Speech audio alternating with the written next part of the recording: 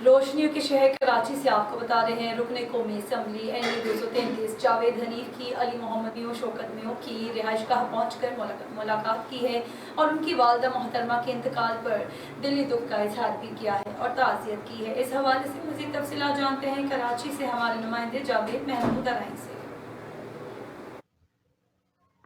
जी बिल्कुल, रुकन कौमी असम्बली NA 233 जावेद हनीफ की अली मोहम्मद मियों शौकत मियों की रिहाइशगाह सेक्टर 50A में आमद। रुकन कौमी असम्बली NA 233 जावेद हनीफ की जानिब से अली मोहम्मद मियों शौकत मियों की वालदा मोहतरमा के इंतकाल पर दिली दुख का इजहार किया और ताज़ियत की। रुकन कौमी असम्बली NA 233 जावेद हनीफ का कहना था कि अल्लाह पाक से दुआ गो हैं, अल्लाह पाक मरहुमा की मगफिरत फरमाए और जन्नतुल फिरदौस में आला मुकाम अता फरमाए और मरहुमा के अहले खाना को सब्र व जमील अता फरमाए।